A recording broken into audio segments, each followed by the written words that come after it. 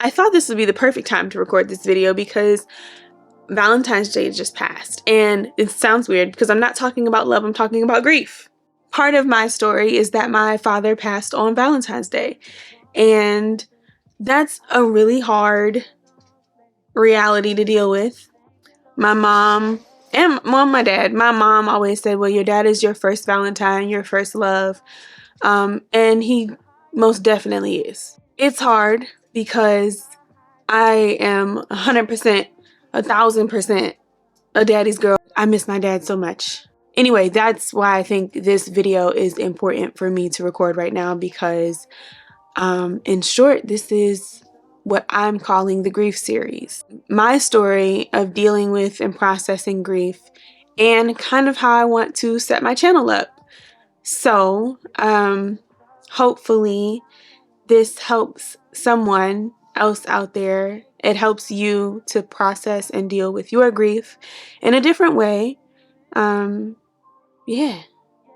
So let's get started.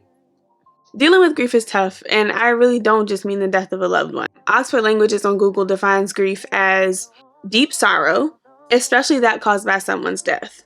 The Mayo Clinic, however, defines it as the natural reaction to loss, both a personal and universal experience. That means that you can really grieve many things. It can be the loss of a friendship, of a job, of a relationship. It can also be the realization that you are no longer who you used to be. We have collectively been grieving for a few years now, trying to get back to a new normal that probably was never normal to begin with. Hey, it's Tyler. As you can see, I'm a little silly. I enjoy spending time with my family and learning new things. I love to do DIY projects, travel, and a whole lot more. So, while I do all of that, and, go through some journeys here or there, learn a few lessons along the way, why not share it with you? I'm Tyler Monet, and welcome to my life. Hi, again, I am Tyler Monet, and welcome to my channel, and to this series that I'm calling the Grief Series. Warning, this might get a little heavy, but this is my life, and this is me being vulnerable. So, there may be tears. I'm gonna try not to do a lot of that though.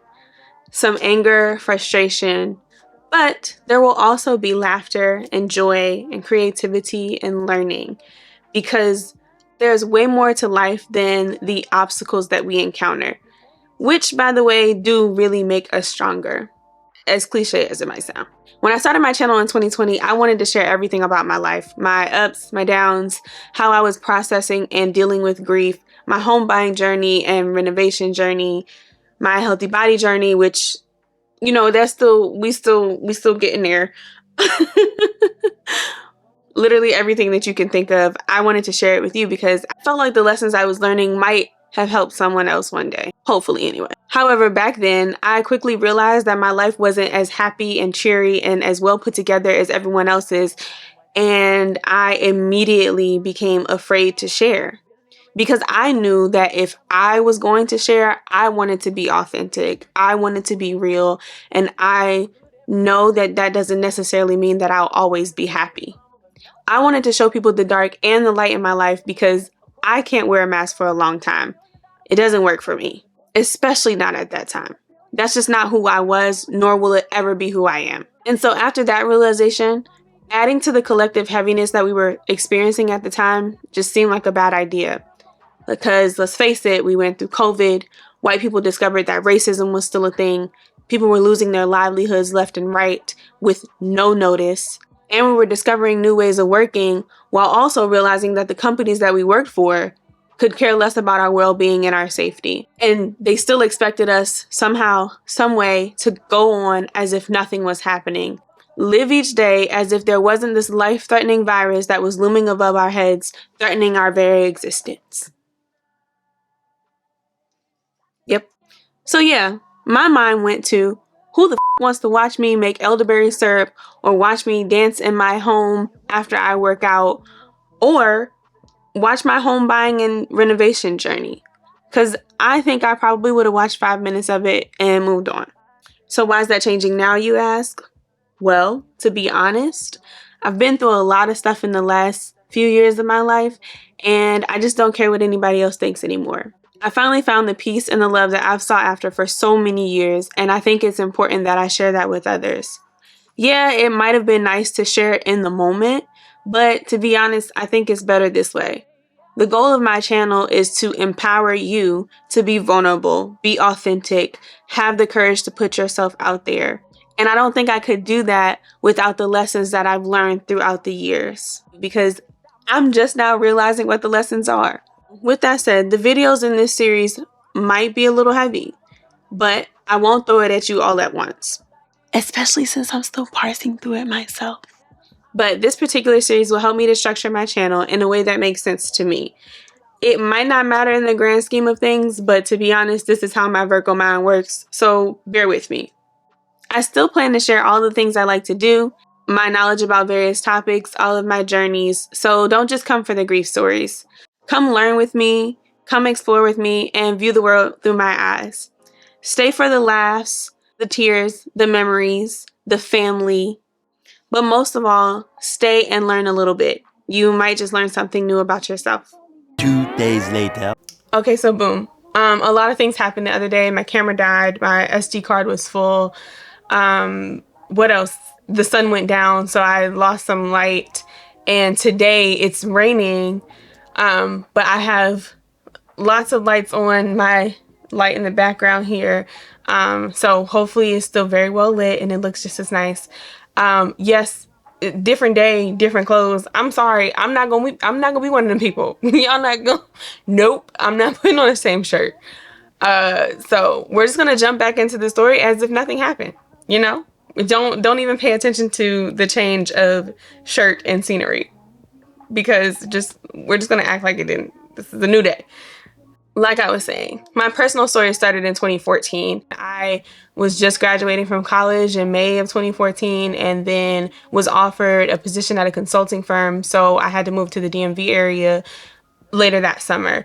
That meant I was leaving behind life as I knew it. My ex-boyfriend at the time, or boyfriend at the time, my friends, family, both high school and college friends. And then, of course, my college friends were going different places because they got jobs in different areas. So I essentially had to create a new life. That meant that I had to make new friends. I had to set a new routine. I have a dog, and so that meant a new routine for him. And then on top of that, leaving space for my relationship, a long distance relationship, leaving space to make new friends and go out, and then of course all the events with coworkers, and it was a lot for me. And I was pretty much always exhausted. Before this, I had a cushy lifestyle at school where I could literally just roll out of bed, brush my teeth, get something quick to eat, and walk to class, and or drive to class because I did live off campus for a little bit. But it was just so much. And honestly, the making friends part was never hard for me. It was the keeping friends, because I am a homebody. And luckily my friends understand this about me. And most of the people that met me or knew me at the time understood this about me as well. But my home is my sanctuary. I love, love, love to be at home. So going out late at night, and then having to find parking spaces, oh my gosh. If I couldn't come home and find a parking spot and then go in my house and just be like, it was just never going to work for me. So with all of that, you know, my relationships and my quality of life really just started to dwindle a little bit outside of work, because I was just working, staying home, and on top of that, living paycheck to paycheck. A disaster.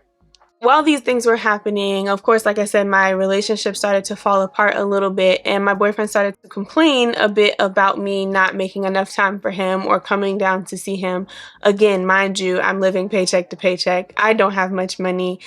And in 2015, my best friend was getting married. So it was just a lot to handle at the time. He pretty much complained about everything I did or did not do. And I mean everything. Working out, wearing makeup, not coming to see him enough, not spending money on him. I mean, literally anything that you can think of. Like, we fought about it, complained about it. It was a thing.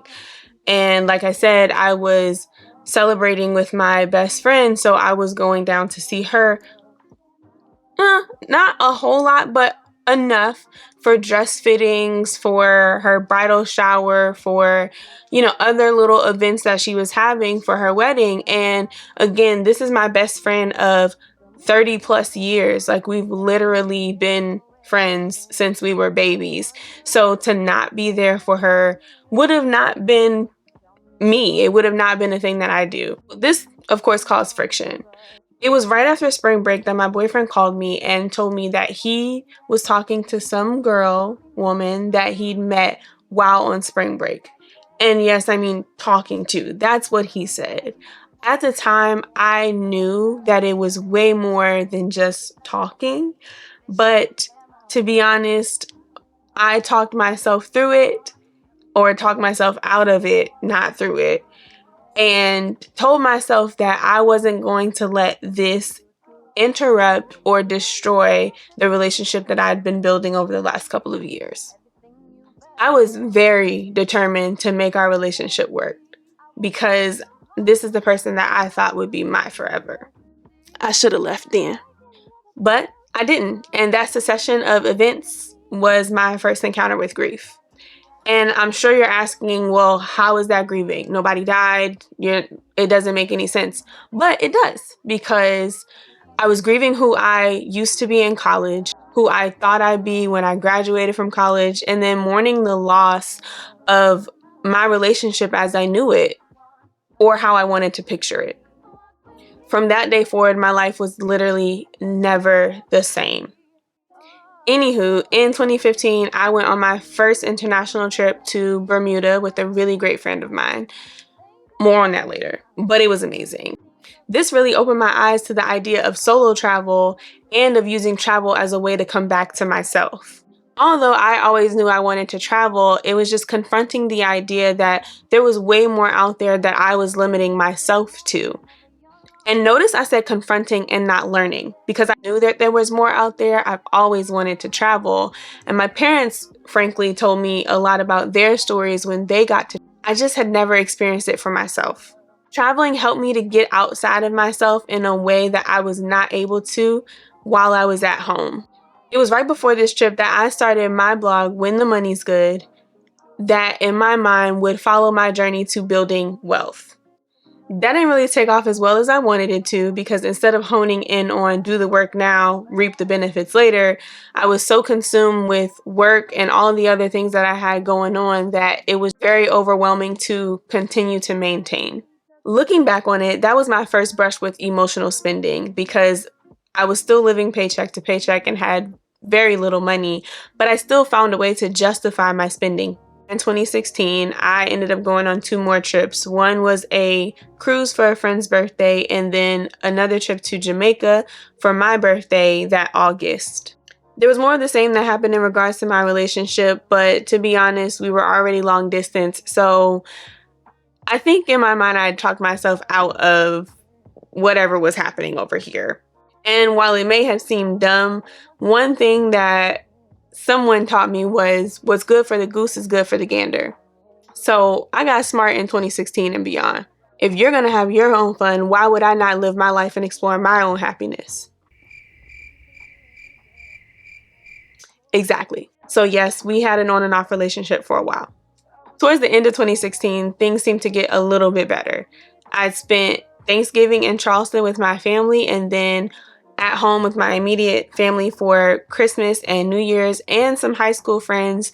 Literally had the time of my life. But if I'd known that 2016 was going to be the last year that my life even felt somewhat normal, I think I would have done things completely different. If you want to hear more about what happens next, stay tuned for my next video. Thank you so much for spending time with me today. I'm sure we all have stories about grief, or have a story about our life that could possibly help someone else. So as I'm sharing mine, please feel free to share yours in the comments, because I want to read them and I want you to know that you are not alone. See you next time. Bye.